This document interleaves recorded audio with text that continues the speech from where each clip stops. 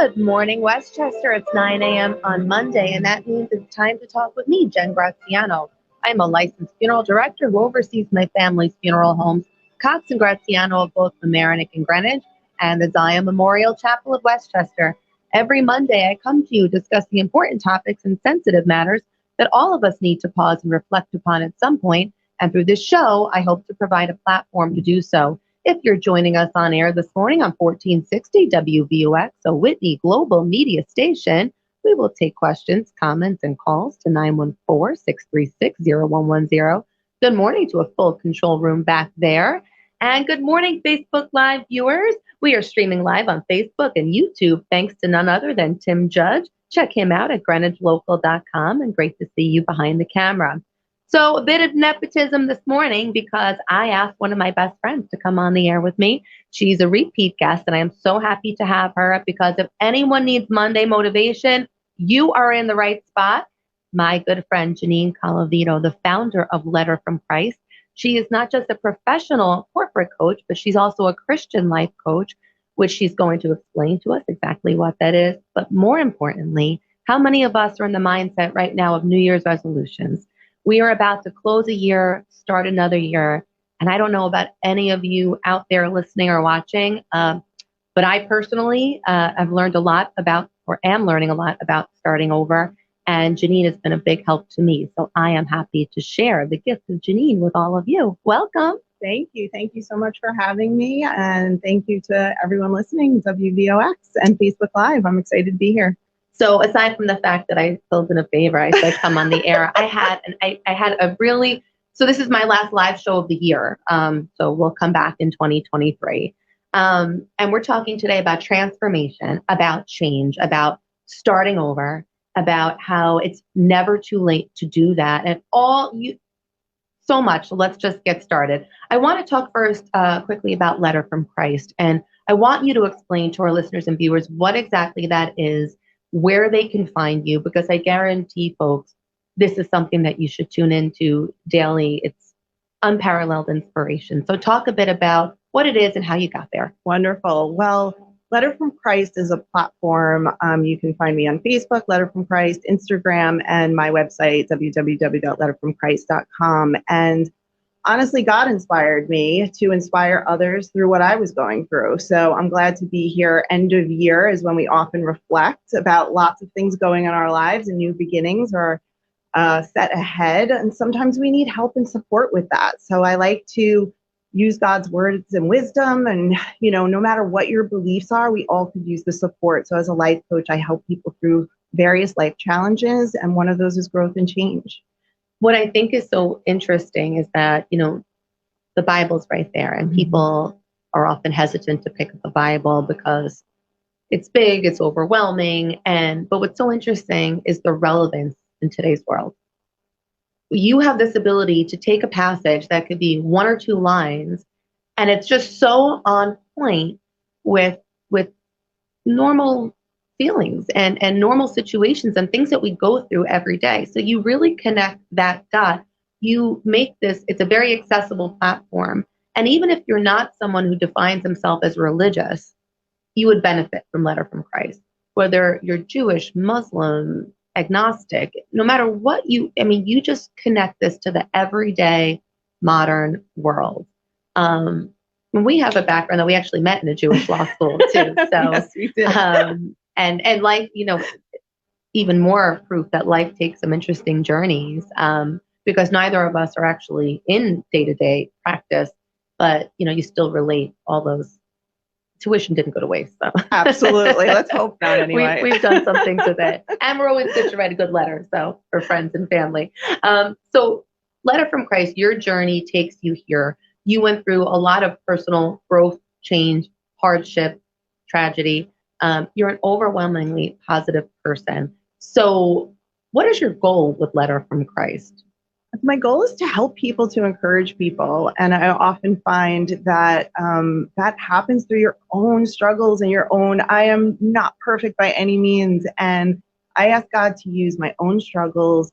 Being in that bottom of the pit, we've all been there before in so many ways. So how can I use that for good? I just did a video on finding the opportunity in everything. And that's really challenging to do depending on where your mindset is. And it's all about mindset and having faith, no matter what that faith is, and to really believe in that, to help use those experiences to inspire others is my goal.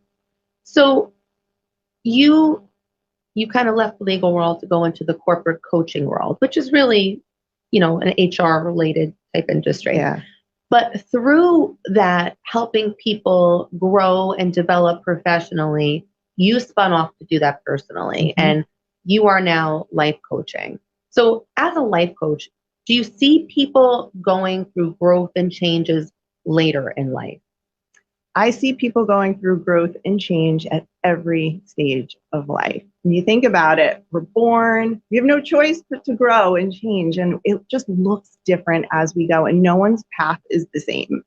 And so I do find a lot of growth and change right now, especially with all of my girlfriends, everyone's getting together, and sometimes change feels really good, and sometimes it feels not so good, really terrible, and sometimes it's uncomfortable, but as long as we are living and breathing, we have the opportunity to grow and change. I use the word opportunity on purpose because many don't feel that it always is an opportunity. It's very true. I mean, to transform tragedy, to transform, if you're starting from the premise that there has to be a lesson in everything, it does put you at a different vantage point. And it's a struggle, and I struggle with that because so many people get stuck in why is this happening? And and I even think my line of work, lends to that thinking, how could this happen? Why could this happen? But when you start from the premise that there's a lesson here, there's something I need to take from this, it launches you to make those changes. Along those lines, growth and change more often than not, do you find it to be a choice or something that life chooses for you or puts on you? Yeah. I don't think people would readily just change on their own. It depends. We change jobs, we change circumstances, homes even, things like that. It's about the emotion you attach to change as to how you're defining change. So if you're putting a negative emotion that change is bad, it might feel bad, but change happens all the time. And it's about sometimes things that we want. You might feel stuck. So I help as a life coach people think about what's next for me. I feel stuck. What do I want to do? Okay, what are your goals? How can we get there to initiate change? But then sometimes we're feeling stuck and we're not making that push ourselves. So God will come in and give us a little push in the direction that we probably should be headed in order to do that. And that's uncomfortable. Even in this realm that you're in now with life coaching, you're even evolving and changing. Oh, yeah. You're tapping into skills that, and it all comes back to this is all inside of us and this is all here. Yeah. But intuition, mm-hmm. Tapping into your own intuition, channeling energy, yep. The presence of spirit and spirituality. How are growth and change impacted when you have this open mind and this mindfulness that there's something larger going on here? There's something else that's working here, kind of like surrender and knowing that we're kind of just here, but there's a bigger plan above us. Yeah, well, it is taking me my whole life to get here to figure out how to try to do this well. Because when things happen, my mindset just takes me to the why and wallowing and in the past, and I can't change this. I don't want this. And so all of that energy is fear and doubt or jealousy or envy or why am I here or failure and not meeting expectations. I always like to refer to this phrase that I've heard that if you're frowning in the mirror, you expect it to smile back at you. And that's not somebody told me this. I've heard this before. So if we really want the mirror to reflect back to us a smile, how can we get in that state? And for me, when things go south, and they do, and I'm a little bit there now, what is the opportunity? What is the lesson? What can I take from this, even though it's bad? And I'm not saying don't acknowledge the bad, because you should lean into your feelings. Jesus wept. Oh, it's okay. It's allowed. Simplest, most powerful, I think, statement in the Bible. Yeah, we have these emotions and it's okay to lean into them, but what do we want to do with them? God uses everything for good. So how can we use that to start moving forward? You think when you're younger, you look back and you think of your 20s, and it's laughable. Like, you thought you knew everything, you thought you had your life planned out. So this is going to happen, this is going to happen, this is going to happen. And then 40 hits and you're like, okay, none of that happened. But I think that's, and because of that, I think for me now, I realize I don't know what the rest of 40s will look like. I don't know what 50s will look like, 60s. And I think the benefit in that is to stop.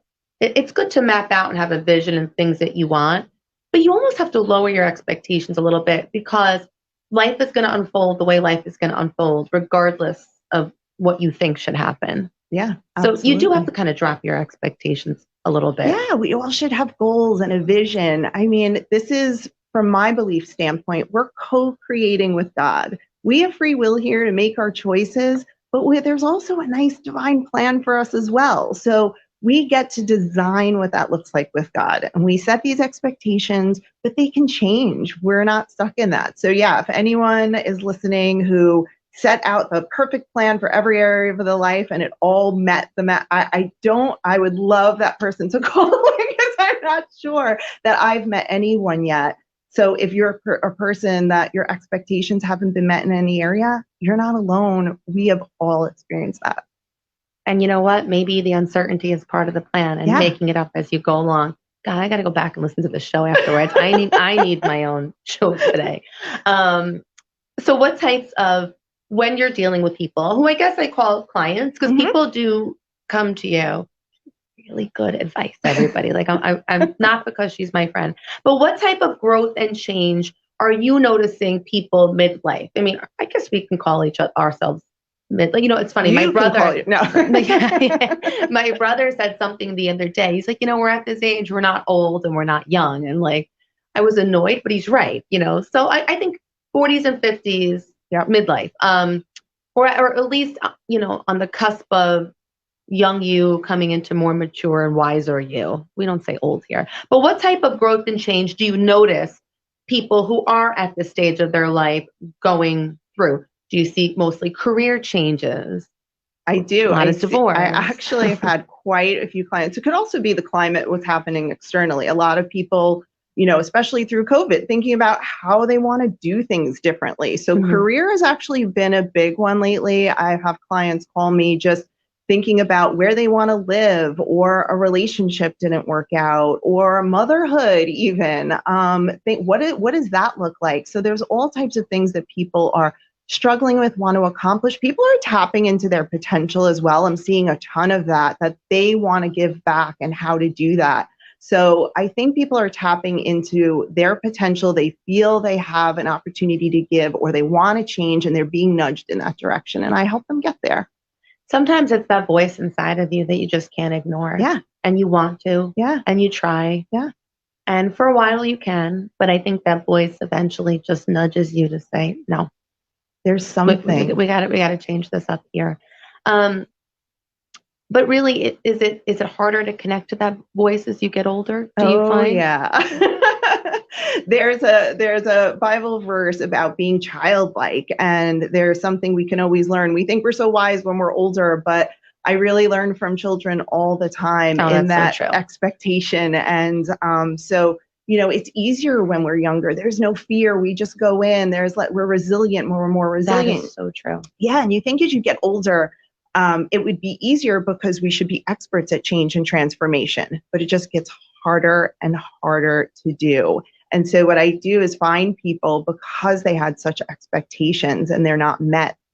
So things like failure and disappointment and all of these negative emotions, they're very heavy, and they're hard to transition from that mindset into a positive mindset, which, I'm an eternal optimist. I've always have been. But even me, I've had struggle doing that. And when I've unlocked the key to get from there to there, I see that transformation into happiness and joy and excitement and abundance just fill my soul, no matter what is going on in my life. It's so true. There's so much that we can learn from children. And like you said, it's that fearlessness, no inhibitions. I mean, what I admire about my daughter, and I have learned far more from her than I believe she's learned from me. But it's just fearlessness. Just throw caution to the wind and do it. Like even to get on an ice skating rink and perform, like my heart's in my throat. I'm not doing anything except I can't even walk up the bleachers without tripping. But it's just this go do it. Like there's nothing that holds a child back. And we can learn from that because we put the inhibitions on ourselves. You know, a child doesn't think I can't do that or I'm afraid to do that. They just try it. And if it doesn't work, it doesn't work. So, you know, great life lessons can be learned from there, especially during this holiday season. Maybe we can afford to all be a little more childlike and just believe. Yep. Just believe. So, what are the best ways to work through growth and change? Can you give us some tips, tricks, resources, how-tos, if you will? Absolutely. There are so many things and resources out there. The one thing I do want to say to people that are listening that are truly struggling, I mean, life coaching is what I do, and that's amazing. And that's, you know, you're in a certain mindset. Therapy is also an important thing for some people that are in some stages of life that can't get out of that negativity or depression or whatever it might be. So I don't want to just say life coaching is the way. So that's a piece of it. But there's life coaching, meditation. I will just say that all day, 10 minutes a day is all you need. Oh, you know, it's so funny. So many people in my life talk about that. You, of course, my wonderful friend, Monsignor Petrillo. There's so many people that swear by this. How do you, let's just start there. There's so many people who hear that we need to meditate. How do you go about it? I cannot shut my mind off, not even to go to sleep at night. It's a terrible thing. I'm so preoccupied with what comes next. What do I have to do tomorrow? Then what do I have to do after that? And especially the bustle of this week, particularly, I don't think it's a good week to start meditating, but who knows? Maybe now's the time. But how do you do it? How do you get into that mindset where you're just in that moment and you're just being? Because my brain does not shut off either. So it's taken me a lot of practice, but only 10 minutes a day is what I do. There are tons of different types of meditations. There are guided meditations, which I had to start with, which on YouTube, you could just find anything. A guided meditation, you could do Christian walking meditations where they walk you through just positive affirmations or helping you to think and relax. I'm at the point now where I do more of a quiet meditation. And you can start by doing that. You just want to quiet that noise in your mind as much as possible so you can tap into your higher self and really draw into that. So one of the tricks I use is I started with the Calm app, which is actually good. And just listening to the buzz of the refrigerator and focus on that. Every time a thought comes in, acknowledge it, put that thought on a bus, let it go. I'll get to you later. And then just keep concentrating on an external noise, just quieting your mind. Some people can listen to music. Some people can stare at a flame of a candle. You can do all of those things or repeat a mantra. I am happy. Just for today, I'm going to let it go. Just for today, I'm going to choose to be happy. Just for today, I'm going to release all anger and resentment. Just for today, I'm going to forgive. It sounds great. It does. It sounds great. On a Monday, I think this is a perfect show. Again, great motivation. And I think the beauty of that is when you silence the noise around you, how else are you going to connect to your inner self? Yeah. And how else are you going to hear yourself if you can't silence the noise around you? So meditation, gratitude, right? When you take it back to the positive, take it back to the positive. So when the negative, are you saying when the negative pops up, put it back on that bus as well and think of something that you have to be grateful for?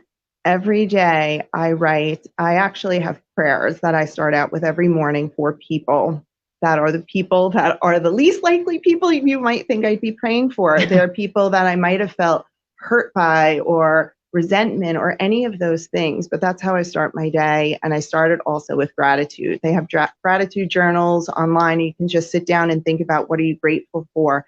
There's got to be something in there. And what that does, it's for you and it's for your mindset. So when you start recognizing all the things you're grateful for, and I like to write them down. I did a video on this from Letter from Christ. But once you start filling up a book every day of all the things that you've been grateful for, you have now like pages and pages of your blessings, which sometimes we forget when we're in despair. So it's really hard. So we have to remind ourselves, we have to work hard to stay in these positive vibes. but gratitude is so, so powerful. I do believe that. And sometimes it's hard to remember what you have to be thankful for. And that's a terrible thing because there's always something positive. And we do need that reminder sometimes. So the tangible act of writing down and having that visual to keep, that's a great idea. Um, Journaling, Mm-hmm. that's powerful.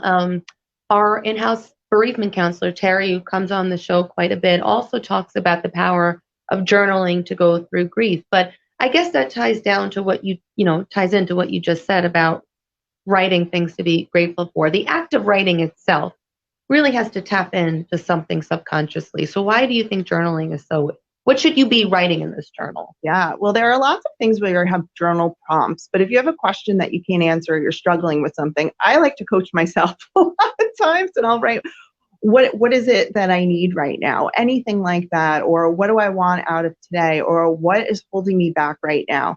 And kind of force yourself to like tap in and start writing, and you'll realize, and then you start asking why. Write about that. Why 5 times, 6 times if you need to. You'll start pulling things out of yourself that you didn't even know were in there. I don't want to talk people out of life coaching because that's what I do, and I'd love to have people, but you can do this for yourself actually and really see It's what's self-care, inside. it's self-therapy in a way. Oh, But yeah. here's the thing. You have such a heightened self-awareness as a result of this. Mm-hmm. And I think so many people lack self-awareness. You put a name on what you feel, you identify what you feel, and I think that just gives you a great perspective to go through life and to help others because you can't help others if you can't help yourself, right? So you have this ability to just be in charge of your emotions, to identify your emotions, to understand them, to process them, and to work through them. So who better than you to do this work? How are people, a lot more people are utilizing life coaches. How do they distinguish from a therapist? Is it just the clinical training and the schooling, but is the premise still the same that we're evolving into more self-aware beings? I love that you asked that question because there is a big difference between therapy and coaching. So in therapy, you're having a hard time, you're dealing with the past, you're healing, you're doing a lot of healing work in therapy. In life coaching, we're getting you from point A to point B. And that doesn't mean there's zero hurt and zero challenge, but it is different. So, if I have a client and they're really in a depressed state and it's really struggling, I will recommend therapy and healing in that way. Or Yeah, because sorry to interrupt, you probably yeah, can't start the work of life coaching if you're not ready. You have to be healed to do that or ready to start, ready to be embrace. in the process of that. It depends where you are, right? There are some people that I did both. I've had a therapist and a coach at the same time. It Okay. really depends on the issue and kind of where you are emotionally. But if you're ready to take a step forward, coaching helps you really move forward. We don't spend so much time in the past. So that's one of the biggest differences. That's a great distinction. I just want to make sure that everyone can find you. So can you give out the social media accounts again, and people can contact you directly for your expertise, and you'll work with people one-on-one to get them from point A to point B in a healthy, more aware state of mind. I love that. This is a great way to start 2023. And I'm not going to be a hypocrite. I'm drawing on her advice more now than ever. How do people find you? You can find me on Instagram and Facebook, Letter from Christ, and also my website, letterfromchrist.com. And you have wonderful videos there. People can go on to past videos, one verse a day. And like I said, through COVID, that's when this really began for you, and it was instrumental. And going through a very challenging time. Then my mom was very sick, and you like that quick 10-minute, sometimes even less, inspiration really, really helps. So Letter from Christ, YouTube, Facebook, Instagram, follow Janine, message Janine. She'll give you information on how she can set up coaching for you. What are your thoughts as we start a new year? What would be, if you had to sum up, the best advice you can give somebody as we rip off 2022, not fast enough, and we move on? What would you say? I would always just say, set your intentions. What do you want? Look at it, go for it, believe in it, know that God has your back. You're doing this with God, and it's exciting ride. So I always like to reflect on my year past and set my intentions for the year ahead. And life is your oyster. Be creative, shoot for the stars, whatever you want to do, and then lean into that. So start the year off with that positive energy. It's the most important thing. I mean, we're really in charge to write our own script. Absolutely. When you think about it. And co-authored with the presence of a higher spiritual being. But you are the master of your own destiny. So great, great words of wisdom. Did you ever see yourself as becoming a life coach when we were in law school? I had no idea what I wanted to do. I don't think we would have known what that was. I had no clue. And that's the thing with me. I am personally evolving and changing. Lawyer, corporate America, life coaching, Christian life coaching has evolved, my spirituality as well, and getting into energy work. And there's more to come from me. So there's a lot of things in the works now. Oh, you shall be back. You shall be back, my friend. So Janine, thank you so much for all the wisdom. Letter from Christ. Please follow it. So I thank you for taking the time to listen as we took the time to talk. I wish everybody a very happy, healthy, and inspired 2023. Make it your year. Thank you for all the support of the show. Thank you for my wonderful family and friends who listen. On behalf of my family, Merry Christmas, Happy Hanukkah, all blessings in 2023. Love to all. Bye-bye.